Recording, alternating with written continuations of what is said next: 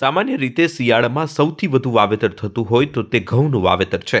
ઘઉંના વાવેતરમાં 3 તબક્કા નક્કી કરવામાં આવ્યા છે, જેમાં વહેલું વાવેતર, સમયસર વાવેતર અને મોડું વાવેતર. સામાન્ય રીતે ખેડૂતો સમયસર વાવેતર અથવા તો મોડું વાવેતર કરતા હોય છે. જ્યાં કોઈ પણ પ્રકારનો પાણીનો પ્રશ્ન ન હોય અથવા તો વહેલું વાવેતર કરવા માટે ખેડૂતો જ્યારે પોતાની તૈયારીઓ પૂરી કરી લીધી હોય ત્યારે તે તબક્કામાં વહેલું વાવેતર થતું હોય છે. ત્યારે જો જાતની પસંદગી કરવામાં પણ જો ખેડૂતો ભૂલ થઈ જાય અથવા તો મોડું વાવેતરમાં મોડો પાક ઉગે તે પ્રકારની જાત પસંદ થઈ જાય તો પણ ખેડૂતોને ઉત્પાદનમાં ખૂબ નુકસાન પણ જતું હોય છે. મારું નામ અશ્વિન પાનસુરિયા છે. હું ઘઉં સંશોધન કેન્દ્ર ખાતે સહસંશોધન વૈજ્ઞાનિક તરીકે મારી ફરજ બજાવું છું. એટલે આપણા વિસ્તારમાં ઘઉંનું વાવેતર કરવાનું થશે તો ઘઉંને લગતી જે કઈ માહિતી છે એમાં ખાસ કરીને કયા તબક્કામાં વાવેતર કરવામાં આવે અને એને અનુરૂપ કઈ કઈ જાતો છે એમની આપણે માહિતી આજે જોઈશું.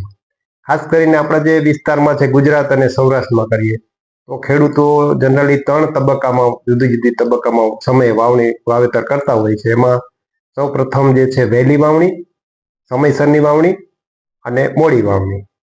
હવે જે ઓક્ટોબર મહિના એટલે કે 10 નવેમ્બર પહેલા જે કઈ વાવણી કરવામાં આવે છે ઘઉંની એમને આપણે વહેલી વાવણી તરીકે ગણીએ છીએ.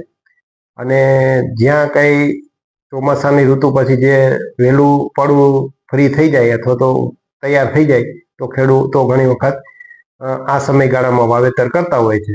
પણ આ સમયગાળામાં ઘણી વખત વાતાવરણમાં ઉષ્ણતામાનનું પ્રમાણ વધારે હોય તો જો વાવેતર કરવામાં આવે તો ઘણી વખત શરૂઆતમાં ઉગાવો તો સારો થાય, પણ ઉગાવા પછી જે છોડનો વિકાસ થવો જોઈએ, વૃદ્ધિ થવી જોઈએ અથવા તો ફૂટ થવી જોઈએ ઓછા પ્રમાણમાં થાય છે.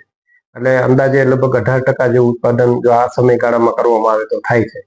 આમ છતાં પણ જો ઘઉંનું વાવેતર કરવાનું જ હોય વહેલું તો એમના પાસે ખાસ કરીને મધ્યમ મોડી પાકતી અથવા તો મોડી પાકતી જાતોની પસંદગી કરવામાં આવે તો સરવાળે આપણે વધારે ઉત્પાદન મળી રહે છે. એમાં ખાસ કરીને આપણી GJW 463 નામની જાત છે જે આપણે સૌરાષ્ટ્ર વિસ્તારમાં વહેલી વાવણી માટે ભલામણ કરેલી છે, એમનો પણ ઉપયોગ કરી શકાય. એ સિવાયની આપણી જે જૂની જાતો છે લોકવન છે, GW 496 જેને આપણે ટુકડા તરીકે ઓળખીએ છીએ એ પણ વાવી શકાય. આ જૂની આપણી જે એક મોડી પાકતી જાત GW 190 હતી, જો કે હાલ કદાચ એમનું બિયારણ મળે તો એ પણ વાવી શકાય કારણ કે એમની ઉત્પાદન ક્ષમતા સારી છે. 463 ની પણ ઉત્પાદન ક્ષમતા સારી છે. તો આ થઈ વહેલી વાવણીની જાત માહિતી. પણ માનો કે નવેમ્બરનો મધ્ય ભાગ છે એટલે કે 10 થી 25 નવેમ્બરનો ગાળો, એમાં ખાસ કરીને વાતાવરણમાં સાધારણ ઠંડક ચાલુ થઈ ગઈ હોય છે.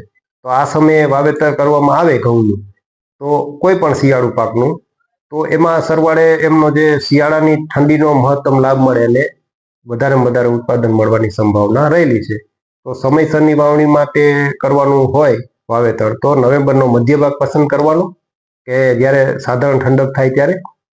અને એ માટેની જે જાતો છે એમાં તો ઘણી જાતો છે. એમાં માનો કે નવી જાતો કરીએ તો GW 513 જે વિજાપુર ખાતેથી બહાર પડેલી છે, એ સિવાયની GW 451 છે, આપણી GJW 463 ને પણ વાવી શકાય છે.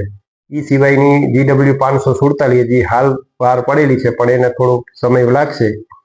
આ સિવાય જૂની જાતોમાં જે આપણે છે લોકવન છે, GW 496 છે, GW 366 છે. એ સિવાયની મધ્ય ઝોનમાં જે રાષ્ટ્રીય કક્ષાએ બહાર પાડી જેમાં DBW 110 છે, HI 1634 છે જે ઇન્દોરની છે, એવી ઘણી જાતો છે એમનો આપણે સમાવેશ કરી શકાય વાવેતરમાં. તમને જેનું બિયારણ મળે એમનો તમે ઉપયોગ કરી શકો છો. તો આ સમયસરની વાવણી અને બને ત્યાં સુધી સમયસરમાં વાવેતર કરવું અમારી દ્રષ્ટિએ હિતાવહ છે.